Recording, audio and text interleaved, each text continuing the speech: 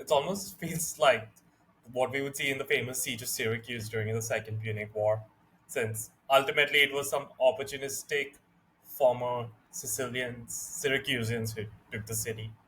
Yeah, and if you I don't know if you know a famous battle called Thermopylae, where the Greeks hold out, inflicting serious casualties on the Persians for a couple of days until someone betrays the Greek army and lets the Persians in. Well, that's the next episode. Definitely Yeah. looking forward to that. Eretria is sacked and the population are enslaved, and so Datis turns his attention to Athens. He sails his 600 ships into the Bay of Marathon and there makes landfall.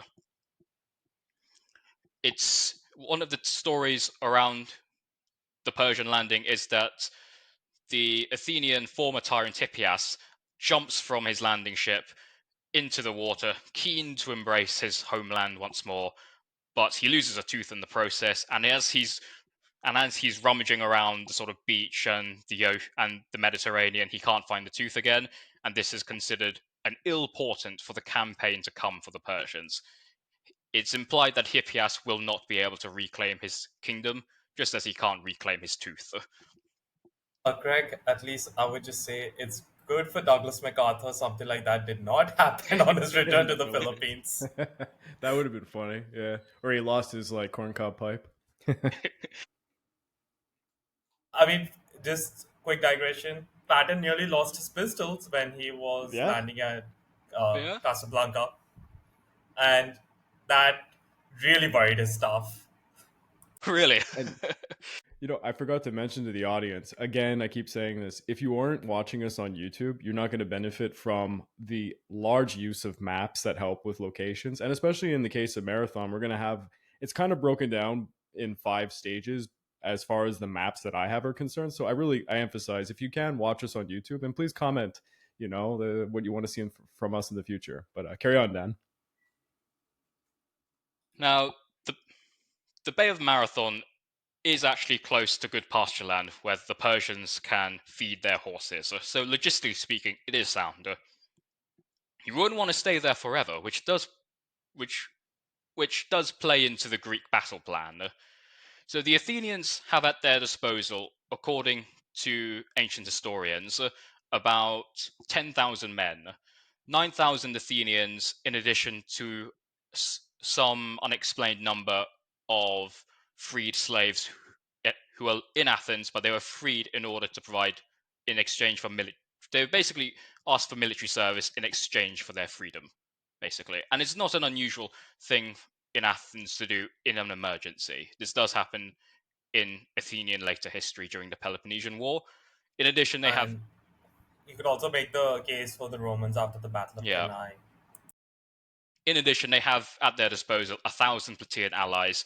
Plataea is a a Betian town just on the border of Attica, and they do tend to be a pretty stalwart Athenian ally, both in the Persian Wars and in the Peloponnesian War.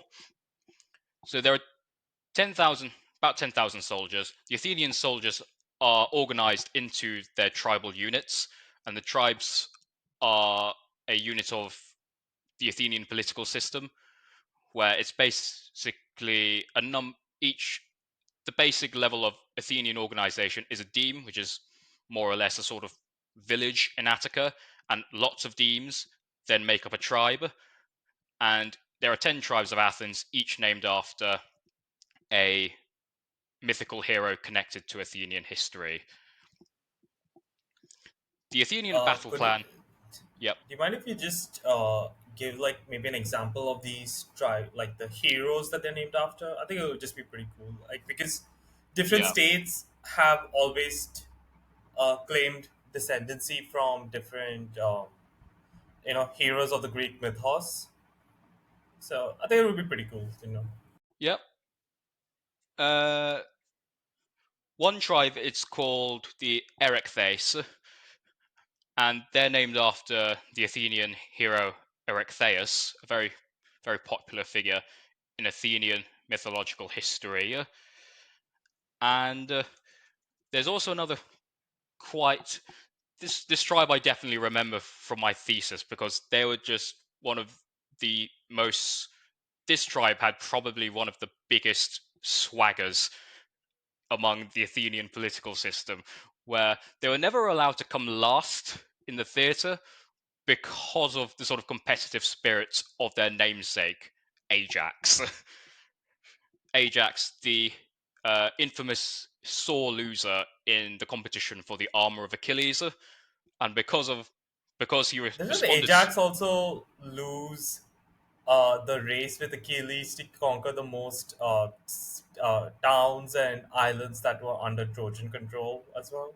I wasn't actually aware of that story, but I wouldn't be particularly surprised if this was a thing.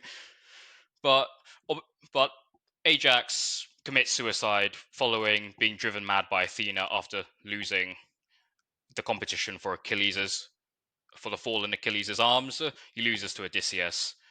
Obviously, Athena loves Odysseus. This was a bit of a bit of a losing battle, but Ajax doesn't take Poor it guy. well, and he's forever enshrined in Greek mythology as one of the greatest heroes of the Trojan War in valor and battle prowess, but also a really sore loser, to the extent where this Athenian tribe in his namesake really aren't allowed to come last in the theatre. Each each tribe will contribute, depending on its size and its population density, let's say around almost 1,000 hoplites. I'm happy to give a description of a hoplite if you're going to Sure. put a photo up. Sure, Greg. I'm just gonna take over, like, because I think it'll be good that we just talk about not only the Greek soldier compositions, but a little bit of the Persians as well. So, one moment. Yep. I think this is just like a very simple one, which since it has the names, I kind of like Yeah. this picture.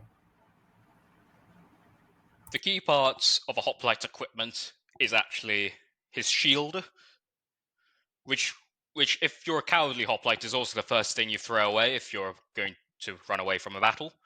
So there is a great deal of importance placed on the shield, because not only does it protect you, a portion of the shield also protects your team, your comrade to either side of you, and thus the hoplite phalanx is involves this set of overlapping shields like the scale of a fish, where each man is protecting the one next to him, unless you're one of the poor sods at the end, in which case you're constantly huddling up into the man next to you, and which does create a problem where phalanxes do tend to drift as this person on the end is trying to sort of huddle up inside the protection of the other man's shield. This shield, by the way, is called an aspis. You'll sometimes hear it referred to as a hoplon. However, hoplo just means arms in ancient Greek. So So it's it's more of a broader term. Yeah, it's where we get the word panoply from. Like the hoplite panoply is the entire set of hoplite equipment. It's not just the shield. And so a hoplite is defined by the fact that they can afford to own this equipment, and that they're wealthy enough to basically purchase and maintain this kit as a heavy infantry fighter. The primary weapon of the hoplite is his spear, a doru, and this spear is used for thrusting in the phalanx. You can thrust underhand, overhand, and this basically keeps any enemies at range, and also because you've basically stood behind your shield or the shields of your comrades. It's got good reach, so you can just attack without being attacked yourself. If I'm not mistaken, they were around between 7 to 9 feet in length, the typical Doru. So usually, if I'm not mistaken, the front ranks only like the first 2 or 3 ranks would be able to like effectively engage in battle, right? Yeah, When it's yeah, and that doesn't mean that the rear ranks aren't important as well, because if you're busy busting a gut, thrusting your spear, pushing in the front line, you really want to have that assurance that the guys behind you aren't running away. So Well, I think that's a really good reason why the Roman optio stood at the back Yeah. in the center.